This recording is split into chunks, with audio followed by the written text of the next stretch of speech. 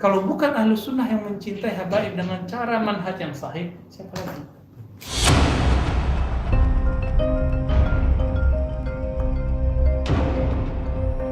Teman-teman semua yang dimuliakan Allah, seperti yang saya sebutkan tadi, bahwa Nabi Adam, Allah katakan apa? Kalau bukanlah karena Muhammad, hai Adam, aku tidak ciptakan engkau. Hadis Hakim, hadis sahih. Berarti semua kita adalah anak ruhaninya Rasulullah SAW. Walaupun hidungnya nggak mancung, ya, walaupun mukanya muka Indonesia gitu, nggak apa-apa. Muka-muka Indonesia sawo matang, emang begini kita. Tapi ruh kita sebenarnya bersumber dari pancaran tetesan ruhannya Rasulullah SAW.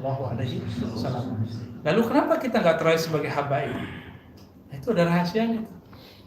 Ya, mau tahu? Ya, Al-Habib atau Habaib Zuriyat Rasulullah Sadah Al-Ashraf itu, waktu tadi Ustaz Eka nanya, ya, kan arwah junudun mujan ada.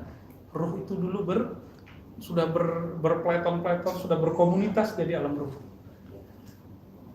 Dulu ruh-ruh kita ini mengikut Nur Muhammad itu, yang ruh pertama. Ruh yang pertama, ruhullah yang pertama itu. Dulu inilah yang pertama mengatakan syahidna. Siapa yang mengatakan itu? Gak usah jauh-jauh. Muridnya Ibnu Taimiyah, Ibnu Katsir. Buka tafsirnya Ibnu Katsir. Jangan dibilang nanti ini ajaran Ar-Razi sesat. Ya, ini kajian Nur Muhammad salah. Ya, kita nggak baca bukan berarti nggak ada gitu. Jadi ada ma'rifatina, kita nggak tahu bukan berarti itu dalil dia nggak ada.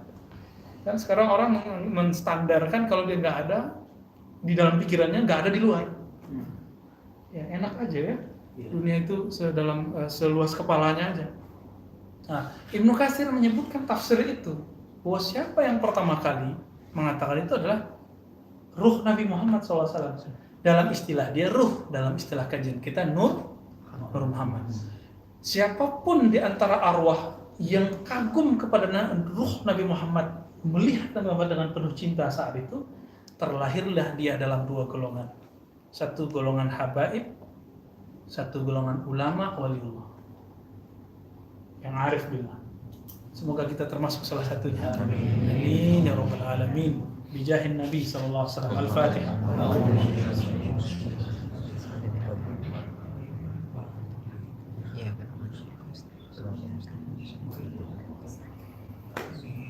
Jadi teman-teman, ruh itu ketika dicinta ke Nabi, maka Allah kasih tahu, terente dikasih kehormatan lahir dari darahnya Rasulullah, atau ente mewarisi ilmunya Rasul SAW. Dan sangat beruntung sekali mereka jika gabungan dua-duanya. Udah Habib, alim. Jadi kalau dia beramal itu lebih kencang dari kita itu. Maka para habaib itu kalau mereka sudah menanggalkan baju sok alawinya, sok habibnya, dia tembus langsung ke alam jabarut itu dengan cepat. Tapi karena baju ini gak ditanggal, gue habib loh, gue wali loh, selesai ya. Ya sudah, yang kelimpungan Sayyidah Fatimah, ya, anak-anak gue kok malah belagu-belagu gitu ya. Itu kejadian. Ya kita lihat sekarang. Tapi saya sangat mencintai para habaib karena hadisnya di Sahih Muslim jelaskan, ya. Uhadzirkumullah fi ahli baiti. Aku peringatkan kalian mengenai ahli baitku. Ya, etorati, keluargaku, keturunan-keturunanku.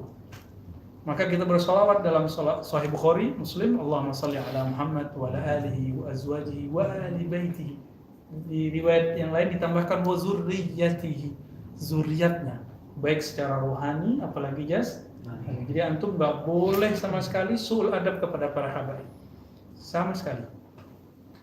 Miftah mahabbatun Nabi itu ada di hubbu ahli baiti.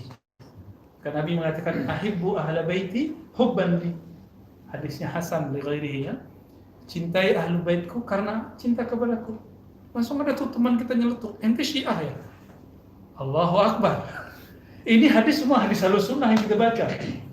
Kalau bukan Ahlus Sunnah yang mencintai habaib dengan cara manhaj yang sahih, siapa lagi? Maka lawan dari Syiah ini tasyayyu' Rafidhi apa? Nasibi. Ahli sunnah di tengah-tengahnya. Jadi Khawarij itu Nasibi. Nasibi itu dia benci sama keluarga Ali, benci sama zuriat Nabi. Tapi giliran pembunuh Husain dibela-bela. Coba lihat, siapapun sekarang yang nyetak buku yang menyelamatkan nama-nama pembunuh Husain itu Nasibiyun. Gitu. Tapi sebaliknya, siapa yang menghujat sahabat Abu Bakar, Umar, Utsman, Rafidiyun. Ya, Rafidah, penghujat sahabat Nabi, dan dua-duanya tercela. Nah, kita yang tengah. Nabi cinta sahabatnya, kok masa kita nggak cinta? Oh, punya dalil itu orang Syiah. Nabi nanti di telaga Haudnya kedatangan sahabat-sahabatnya.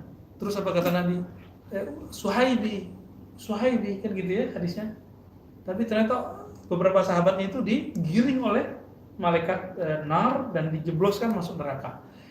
Hadis itu kan tidak menyebutkan siapa orangnya, siapa sahabatnya, dan itu pakai tasghir.